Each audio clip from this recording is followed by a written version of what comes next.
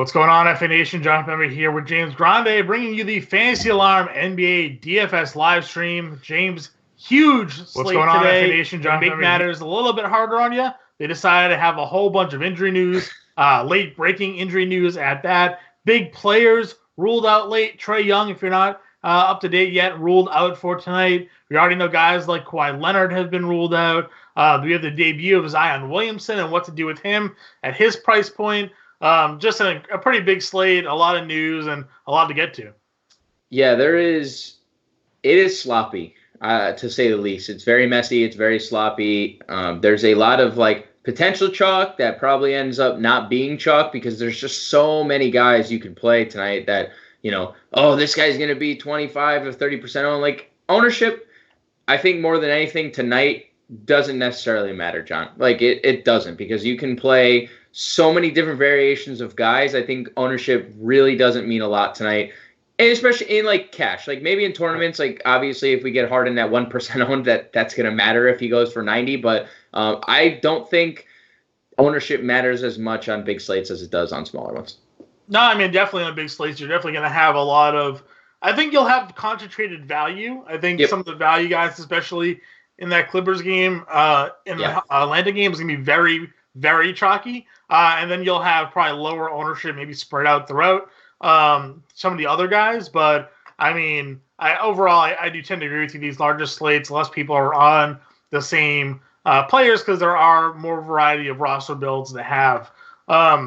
James, like I said, we have a lot to get to, though. Why don't we just jump into it? We'll kick it off with, at the top of your playbook here, you have the Clippers breakdown. Kawhi, George, and Beverly are all ruled out. You listed Montrezl Harrell, Lou Williams as elite plays. Both of them have usage rates over 30%. Both of them averaging 1.2, and I think it was 1.4 fantasy points per minute for Harrell and Lou Williams.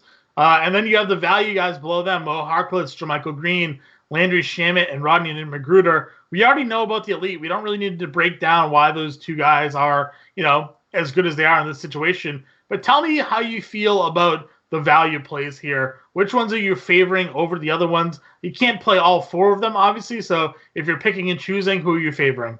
I mean, I think Green stands out the most. I think that's the most obvious. I think he's going to get the most exposure his way. I mean, he played 26 minutes last night. There is no anybody. I mean, Harrell, he's going to come off the bench, so they do need a starting power forward. So I think JaMychal Green stands out the most. He does the most anyway. Mo Harkless, whatever you want to call him, doesn't do a lot when he's on the floor. I mean, he's good defensively in terms of peripheral stats, and he can grab some rebounds. But he does stand in the corner. He does tend to stand in the corner a lot. I think Landry Shamet could be a little sneaky here. 3 of his last 4 games, over 20 fantasy points. He's sub 4K. It's Atlanta, John. All these guys are out.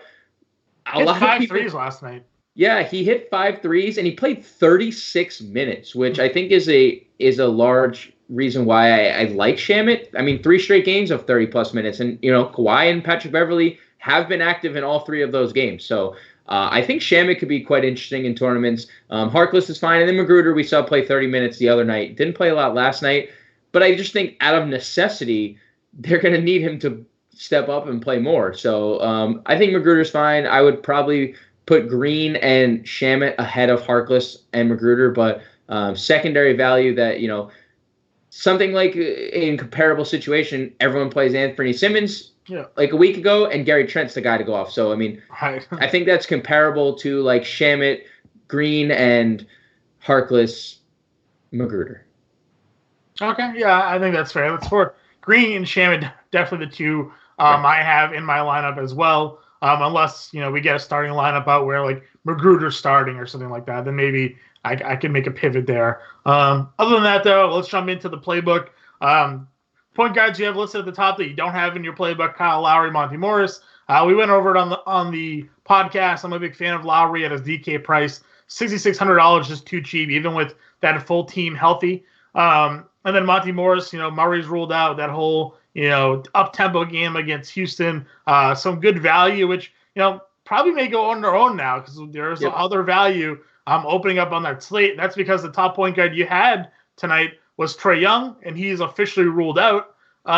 Jeff Teague, newly acquired Jeff Teague, only $4,000 on DraftKings. I don't have the FanDuel price in front of me. $4,600. He's starting now. So they don't really have a backup point guard behind Teague, because Teague was a backup point guard. I think we could probably trust him to play 30 minutes tonight minimum, I would say. And he gets a really great spot. No Pat Bev on the other side. So, Taco Teague now in this space in terms of replacing Trae Young. Yeah, like I have Monty Morris and Chris Dunn written up top. Ultimately, neither of them matter anymore because Jeff Teague is going to become the chalk. He is $4,000 on DK. And we saw in his first game against Detroit, yes, it was a blowout. It was a monstrous loss, 33 points. But he played 25 minutes and gave us 31 fantasy points. So I think we know the upside's there. I think he only played 11 minutes against Toronto, but now he's had nearly a week to, digest the new situation here in Atlanta. I think he's kind of a lock and load for all formats for me, $4,000. Even $4,600 is too cheap. Yeah, I agree with you. We've seen his upside. Hopefully they let him play a little bit more than we saw at Minnesota. And we saw at times Minnesota this year. He went for 50 fantasy points. So right. The upside's certainly there. Good matchup for him. Russell Westbrook below him, outplaying James Harden right now. $9,900, $9,800. Good matchup, I think, here against Denver. The fact that they're in Houston plays to their advantage, in my opinion, not having to deal with the elevation of Denver. Monty Morris is the guard. They have no Gary Harris. Westbrook, for me, I was actually looking to play more Westbrook than Trae tonight, just sort of as like a pivot option. How much of Westbrook now do you have in your lineups because Trae Young's out? I think we play him a lot on FanDuel regardless. He was probably more appealing on FanDuel to me than was DraftKings. I mean, Trae, we get the 3-point bonus, we get the double-double bonus, and he was 9,500. So I like Westbrook on FanDuel. I like him for all formats. We talked about it on the podcast last night. 5 straight games of 30-plus actual points. There's double-doubles and triple-doubles mixed in with those 5 games. 60-plus fantasy points or more in 3 straight. And like you said, there's no Gary Harris, so there's not even potential if Westbrook's getting hot. Right. There's no potential for Harris to get switched on to. I mean, Harris was upgraded to doubtful. Whatever you want to take that for, I don't understand why teams are doing that this. Was upgraded to doubtful, right? And then ultimately ruled out, right? So I think Westbrook's elite, but like if you want to, fade him or you need a couple extra $100, you can just play Ben Simmons as well, who went for 84 fantasy points, and he's averaged nearly 53 fantasy points over his last 6 games. I think he's probably like my cash game top point guard. Yeah, I mean, I think it's probably a toss-up between him and Russ, right? Because, I mean, it's a $600 discrepancy and $500 on DraftKings. And Russ is just as viable in cash, just considering what he's doing lately too, and considering their home But I tend to agree. He's actually taken the team lead in fantasy points per minute without Embiid. We saw Horford leading the charge for quite a while, but Simmons has been so good late, especially scoring the basketball, that he's taken the lead. And Toronto's good defensively, but I don't think they're as good as they were when Kawhi was around. I definitely don't think they were as good as they were. Plus, who's going to defend him? Are they going to put OG on there? Because, OG only played 20 minutes the other day. They played Powell and Van Vliet over him. So. Either way, I mean, they've played – so whoever is playing small forward, whether it be Siakam, whether it be OG, whether it be Powell, they're in the bottom 10 against small forwards this year. So there's I'd assume that would be the position that, guards Simmons considering his 6'10 frame. So I think Simmons is what happened, John? Michael Porter Jr. now questionable to play. I told you. I mean, it's just messy. Like, everything is super messy, and that was a really, really, really elite FanDuel play. I have him in both GPP example lineups. You just, have to play Will Barton then, if he is out. I mean, we also talk about Jokic, and we just were at point guard, and we kind of poo-pooed Monty Morris, but, if you don't trust Jeff Teague playing a full complement of minutes, you can literally just play Monty Morris instead. Malik Beasley could be interesting. I mean, Juancho, who is a good player, is just in a bad situation. I mean, Denver becomes really interesting. I agree that Barton tops the list, but I think there are multiple options. I think Juancho Hernangomez would get a huge bump as well. Yeah. Andre Drummond officially ruled out. All the news popping out for us now. Again, not to be jumping around the playbook too much, but we want to give it to you while we'll have it. We're definitely going to hit center as we go down. Let's just get the other point guards quickly. Monty Morris, I agree with you. Now probably a little bit more valuable if MPJ ends up getting ruled out. Mid-tier, Kemba Walker. There's no Jaylen Brown. We like him this matchup. I think against a John Morant up-tempo game against Memphis. How much of Kemba Walker do you have interest in? I mean, we see his ownership on FanDuel tonight, 42% at $6,800. I know he just went for 60 fantasy points the other day. It's a big spot for him. I mean, it's a great spot. I think that ownership will be depressed with the Trae Young news, personally. I think Trae Young's news will have a lot of people pivot to Jeff Teague to open up to other positions, probably shooting guard because of how elite that position is. So I think Kemba's a really strong play, especially at 6,800. But I'm not like he's not a core piece for me. And then Elfrid Payton, Markelle Fultz in the mid tier, I think are both fine. I think Fultz you could play in all formats. I think Payton obviously tournaments because we don't know if that game's going to blow out or not. Right, and then of course Teague now becomes maybe one of the chalkiest plays of the slate. Oh, for sure. Shooting guard, you have James Harden. I know we talked about the podcast. I'm never going to tell you not to play James Harden, but I don't think I'm playing James Harden today. I don't think he finds his way into any of my lineups. We talked about the pot, maybe like 1 of 20 if I'm doing a 20 max. Just the way how poorly he's shooting, the other guys on the slate. To me, the way this is building out, it's a big, fair, and balanced lineup. Like price points across the board are so great. There's enough value that I don't think you need to go up and try to pay and hope to hit an 80-point Harden. I don't know if that's in the cards for one, and I don't know if you have to pay for it. I will not exclude a guy that can win us a tournament from the playbook. That's like I agree. He's not really finding my builds, but just knowing that he can score 60 actual tonight or any night is, I think that's like a reason why I have him in the playbook. Even if he doesn't make the playbook, he'll make my write-up up top. Like Anthony Davis, he didn't make my playbook, but he's obviously a GPP play. I could have very much just included Harden up there.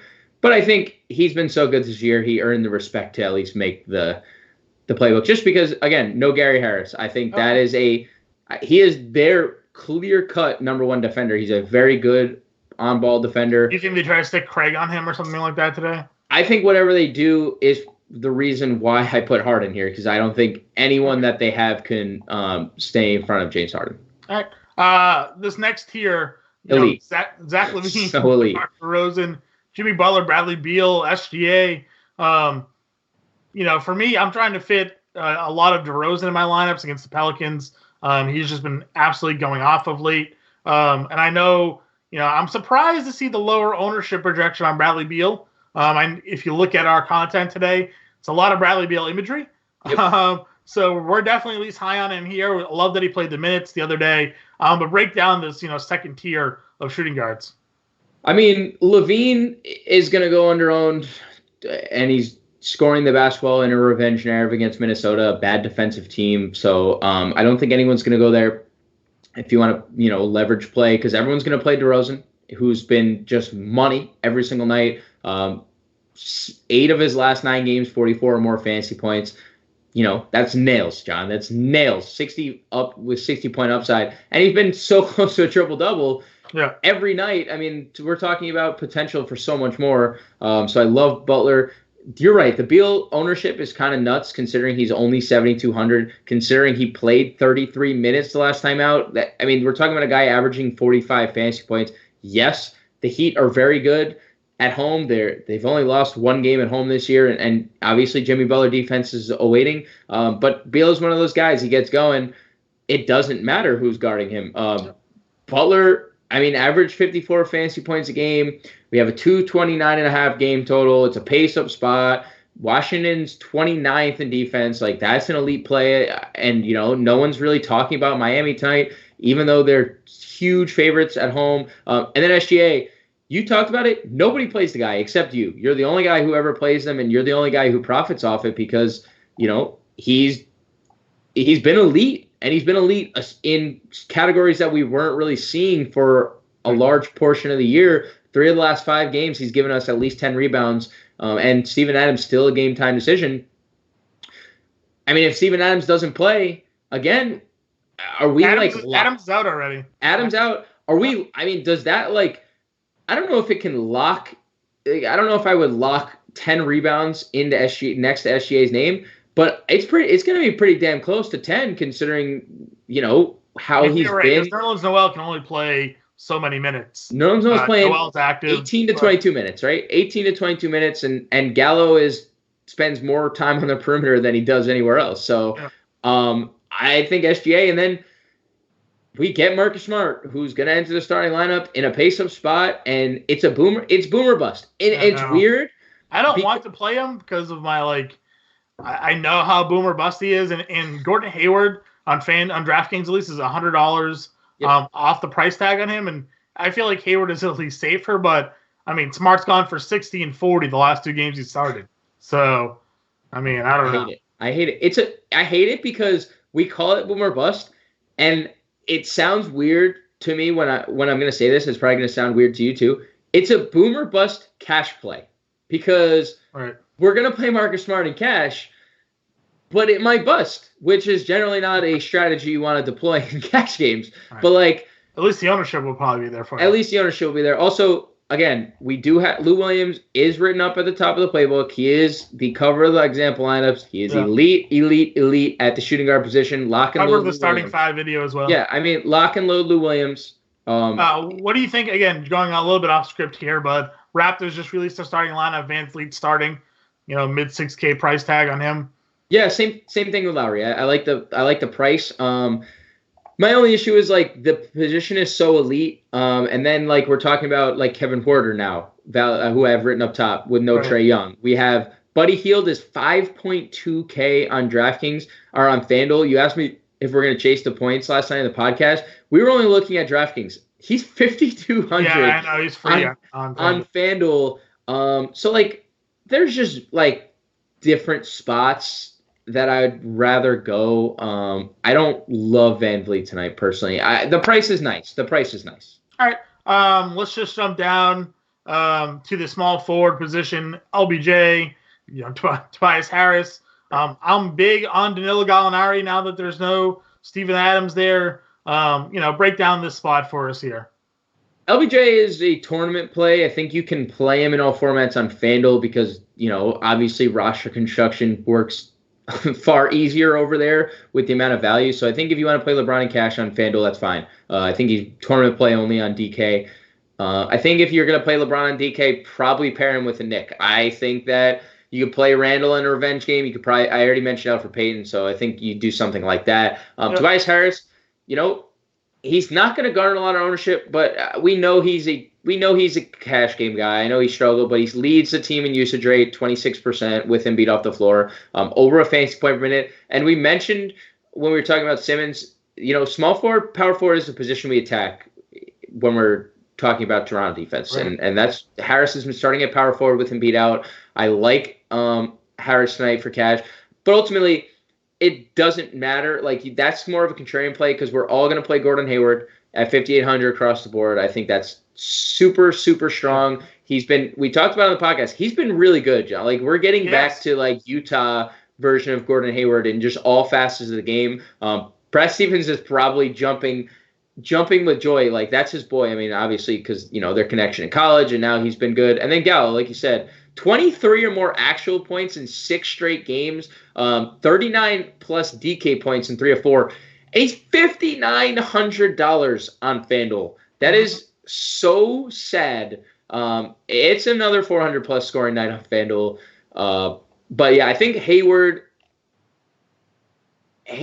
Gallo, and Siakam are probably the 3 guys I've shuffled in and out of my small forward position.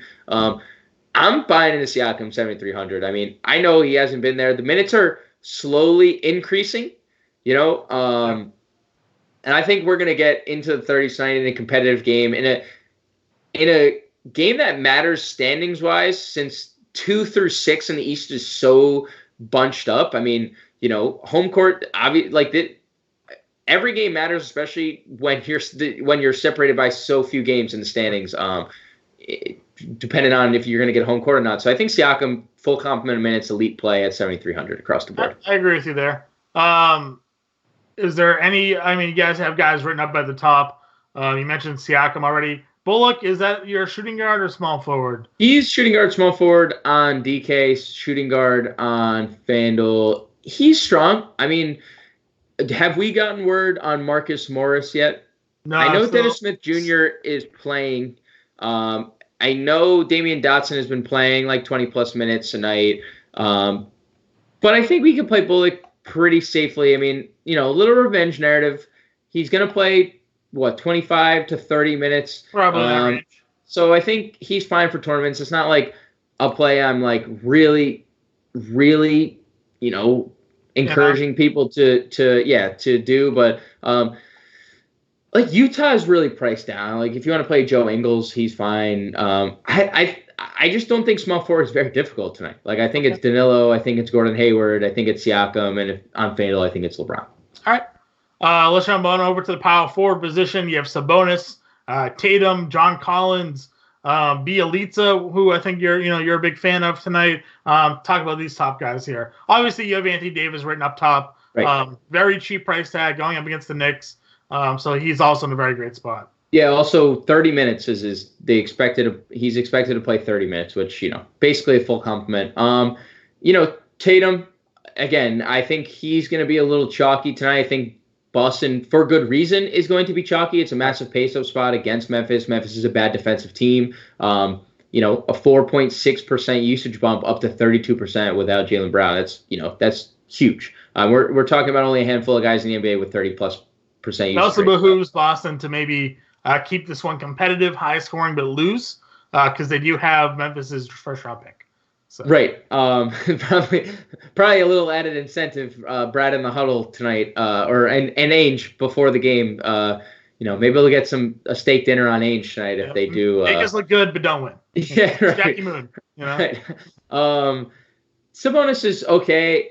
Generally cash game play hasn't been that profile lately. It's been up and down, teetering between really good, really bad. 58 fantasy points in 2 of his last 4, but the 2 that haven't been 58 have been bad. So I think in tournaments, sub 8K is really appealing on DraftKings. I think that's where we attack him, not 9,100.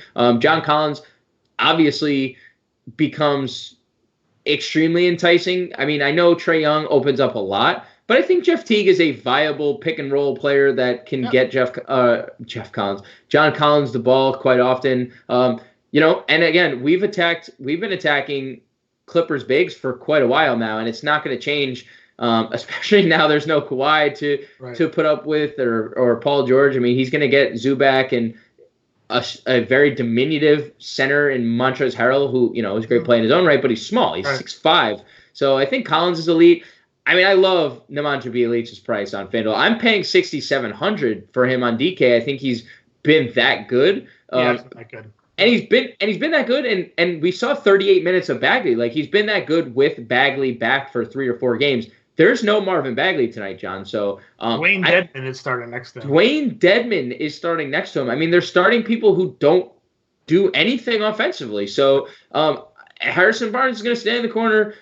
Dwayne Dedmon's just going to stand wherever Dwayne Dedmon stands during 30 minutes of basketball. So you're not worried about Anthony Tolliver playing 25 minutes tonight? I'm joking, everybody. But. He can be really good. He's a really good clapper, like on the bench, cheering people on, good job coming off. If the coach likes that, maybe he'll see some extra run. No. And then Michael Porter, please play. Please. Right. So if he doesn't play, Miles Plumlee's also like this Jerian Grant. I know you mentioned Hernan Gomez, but like Jerian Grant's already starting. It's Grant and it's Hernan Gomez. It's Grant and it's Hernan Gomez. I mean, Grant 4,200 is too cheap. You didn't have Barton in your playbook. I feel like Barton is against Houston. If there's no Porter, is like becomes an elite play. Yes, and that's probably because he burned me, and I probably shouldn't have had recency bias. I played him the other night, 7,800. I don't love 7,400 for him. I don't think it's the worst. I think on FanDuel he's too cheap. I think he's an elite play on FanDuel, 65. I think that's more my speed, but if Porter doesn't play, it's probably It's news we also won't get, which is also it's news we won't get. And you'll get it.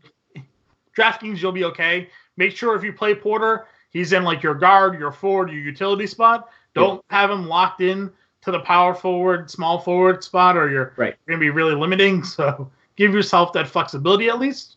But I think, Grant is just an easy pivot off Porter there if he ends up being ruled out. Especially on FanDuel where he's 4,200. And I think, since we're at power forward, two guys we can pivot to with the news of Andre Drummond being, I mean, we can honestly, we could throw three guys in there. Sekou Doumbouya, or Doumbouya. You think it was like me pronouncing his name over there. I know. Doumbouya, I mean, he's been bad the last two games, but prior to that, 31, 32 fantasy points, 24 and 16 actual. We've seen a really good version of Markieff Morris since return, other than the ejection. I mean, the two games prior, 22 and 23 actual points in just 20 and 22 minutes. I could Who see sees the minutes tonight, do you think? Thon Maker had started before. There was, but there wasn't. Doumbouya wasn't an active member of the rotation back then. We don't have a lineup yet for them, right? I don't believe. No, I don't see a lineup. And there's also Christian Wood that could throw a monkey wrench in there too. That's what I'm wondering. Like, would you play whoever starts? Is that how you would handle it?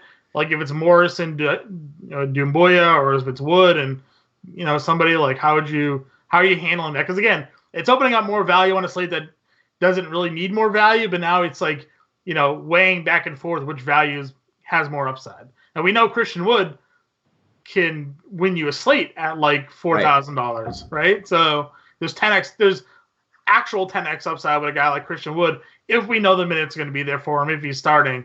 So there's questions there. You mentioned the value, like like opening up value that we don't need. It's good value though, because they're going up against Sacramento front court who's starting a decrepit Dwayne Dedmon and Nemanja Bjelica, who is a good basketball player, but he's not like a world beater in terms of defense. So I think you're right. But also at the same time, like Markieff has been really good whether he's starting or not. Right? I mean, we've seen Markieff, again, he hasn't started. He's given us 20 and 22 and 23 actual points. So I think Markieff is fine no matter what. And then I think if we see Christian Wood start at center, I think that's something that we definitely attack. And if we see Doumbouya start at center, I think that's something we attack as well. Would you play either of those guys against, say, JaMychal Green? No. I would probably play JaMychal Green. I think JaMychal Green, we've seen plenty of times, especially in Memphis, have 15 games given 30 minutes, and there's no one to shoot the. I mean, Lou Williams, if JaMychal Green ends up starting, I mean, that first unit is going to be so bad offensively that JaMychal Green is going to be forced to shoot the basketball. Yeah. So I think JaMychal Green's better than both, but Markieff is a really good play regardless. Okay. Let's go to center where you have three guys written out. Towns, Ayton, and Vucevic. And at the top, you have Mitchell Robinson as the GPP play. Has anything changed with this for you? Obviously, Montrezl Harrell's up at the top as well. He's, an elite option for us. But, break down these centers that you do have listed. I mean, the only reason I don't is because I don't think center – I think center is one of those positions that we don't need to stress tonight. If you want to spend up, especially with the news now Michael Porter's out, you can play Jokic. You can spend up on Jokic. We don't know that Porter's out yet. Yeah, potentially. If you think that Michael Porter is going to sit, I mean, they're already dealing with all the injuries that they're dealing with. So if you want to play Jokic, that's fine. If Karl-Anthony Towns gets the worst defensive unit against centers in the NBA in Chicago, and he played a full complement of minutes his last game. So Karl-Anthony Towns back to full strength in a smash spot. Third highest price center, I guess second with Drummond out on FanDuel at 10-1. I think that's stupid, or a good value. I like Vucevic. I don't think there's tremendous upside. I think there's a nice floor. He gives us 40 to 50 fantasy points, somewhere in that range. It's a good matchup against OKC, sans Adams. So we can go Vucevic. Ayton is playing probably the best basketball we've seen him play for his entire career. I mean, short career, but there's no denying how good he's been. 3 straight double-doubles, 3 straight 20-point double-doubles, 20-20 game, all three of them over 55 fantasy points. So Ayton. And then who would you prefer between Ayton and Jokic? Because they're kind of priced similar to one another. I would probably go Jokic because game environment. I obviously the pace up spot is tremendous for Denver. Denver is like the slowest team in the league. Houston's a top 5 team in pace. So I think game environment wise, Jokic. Ayton is going to be negatively owned because everyone's going to play Montrezl Harrell at the same time. Mm-hmm. Why, especially on FanDuel where we can only play one, and Montrezl Harrell's, he's 5,900. Right. That's probably a top 3 value on the slate. 5,900 for a guy over 30% usage rate, going up against Atlanta. Yep. So that's the only reason I don't have a lot of centers written down, because I don't think it's a position that we need to stress. Like shooting guard, I think shooting guard, you can play a combination of 20 different guys. And point guard, obviously, with the value open up, you could double punt. You can spend up twice because we have so much value. So I think center's pretty easy. I think Jokic, I lean Jokic over Ayton in that situation. I probably lean Ayton over Vucevic. Okay.